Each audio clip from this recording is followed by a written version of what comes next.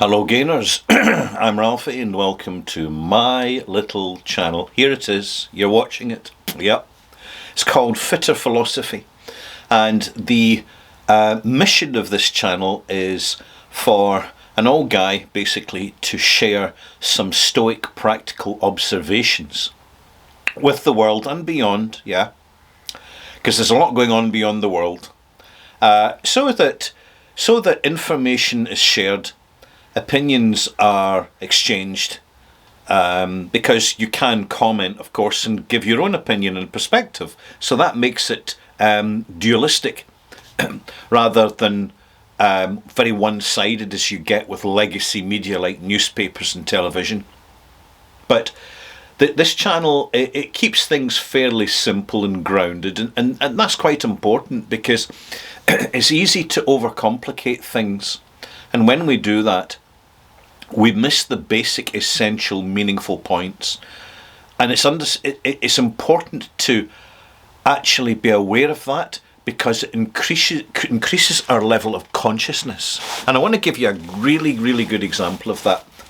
It's a conversation I had in my local gym just today. There you go. As recent as that. And there's a few young lads that come in to the gym and they observe other people lifting and moving weights, and they pick up on what they're doing and occasionally answer questions. And importantly, they take their mobile devices and they leave them at the side of the bench, and they don't just sit doing thumb exercise, maxing out the gains on their thumbs. I've got a lot of time for these lads because you can see they're motivated, they're smarter than the average, and they're self-disciplined. And these are the sort of people that we invest in with our time and with our energy to help them develop themselves. Just as happened to us if we were lucky enough in our childhood to have people who inspired us, who helped us. And it's not like throwing money at anything, it's just sharing experience. This is hugely important, and this is one of the really important assets of the internet, is that the sharing of experience is no longer confined to one-to-one physical direct community contact. It's far more overwhelming than that for many, many good reasons. So I'm chatting with the lad and asking him, where's your mates this morning?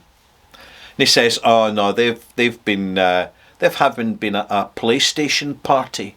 Right, this is what they do, you see. They all meet round each other's houses and they go on the video games and they have pizza and they have energy drinks and they just keep going till the early hours. He was the one that kind of cut it short so he could go to the gym in the morning, bless him. And you can see he is making very real progress. He's doing really, really well because he's sticking to old-fashioned compound lifting is what it's called, which is the squat, the deadlift and the bench press. And this is what kind of really builds, particularly when you're making what's called the newbie gains. This is where the best quality muscle is built because you're working compound, so not working in muscles in isolation. And he's commented that his improvement in his physical health has made him question what he's doing in life, what his ambitions are in life. He's eating more healthy, he's avoiding bad habits, he's not taking drugs, and I believe him. You can just tell with some kids, I do believe him. And he's basically, he'll hang out with his pals, but he won't have an all-nighter. So he's not burning the candle at both ends. And we're just discussing his success and his progress, because he's now discovering that progress is a flight of stairs. you don't seem to make any progress till you do. And then when you do, you say, hang about, you acknowledge it. So you have your mission, you start to invest in it, you get results from it over time, and then you acknowledge it, and then you recalibrate where you're going to take it next. And he's now got to the stage that he's getting to competitive level and doing really quite well. So I wish him all the best. And as I mentioned, because you're motivating yourself and setting yourself targets, you're achieving targets.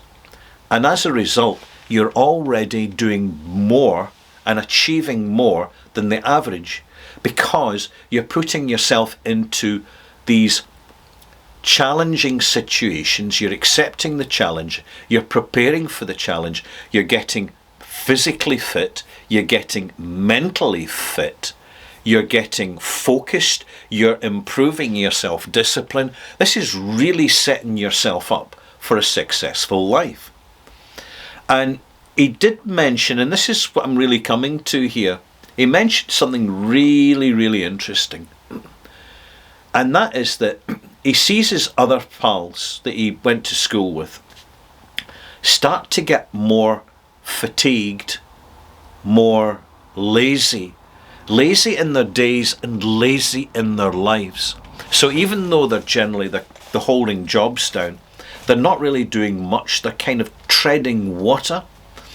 And we discussed why that would be, and he says, well, as time goes on, he looks at what he now calls their bad habits. And that one of them is drinking a lot of Monster energy drink and Red Bull and mixing it with vodka, and basically what they call biscuit fights, where they bring a packet of biscuits along and they just swap biscuits and they throw biscuits at each other, and you get my drift. And so what they're investing in is overconsumption of refined carbohydrates, which is making them tubby, lethargic, demotivated. They're not challenging themselves, they're not stretching themselves, and therefore they're not putting themselves in the position to go up the steps of progress. They're faltering. And so much of it these days is to do with diet, because the body and the mind are inseparable. They are bonded, literally physically bonded together. So when we, perhaps if we ever encounter or you know of people encountering mental health issues, you've really got to have a good close look at physical health issues and include stress in that. And the stress can be caused not by bad relationships, but by the most basic and simple and unassuming of reasons. And one is the modern food supply. It is so heavily processed, and humans are so indoctrinated and conditioned to be passive consumers, to buy the product, eat the brand, consume, go for a shit, and then get off the pan, wash your hands, and go and do it all over again. The idea of a successful intermittent fast, of going a complete day without food, it's unheard of for most people in the so-called developed world. Now, my young friend, he's doing the intermittent fasting, and it's working so well for him. He feels vitality, he feels freshness. So I'm in the position now where I'm observing what I used to say, a bunch of school kids who left school. I'm seeing the ones who are moving ahead now. They're really moving ahead, not just in their hobby, but in life. They're questioning things. They're recalibrating. They have listened to the experienced elders. They have got this own internal flame of motivation, and they're pushing ahead. And I tell you what, I'm proud of that lad. I'm really proud of what he's achieving for himself. Because occasionally he'll pop up, very polite, very considerate, and he'll just ask your opinion about something and say, no problem. Do you know what? I'll invest my time for someone who invests in himself. Whereas others other lads that are passing the street now that used to go to the gym until they start to get all hunched over and scrunched over in their mobile devices. Lost in their existence. It's a wee nod and a pass and a wink and how you doing, and that's the end of it. We just move on. You know, the connection is lost. And there's a certain sadness in that. But it's the way of the world. It's just real life. And there's no point in being sentimental about it. We're all affected by real life. And it will be so much better when we are our own best motivator.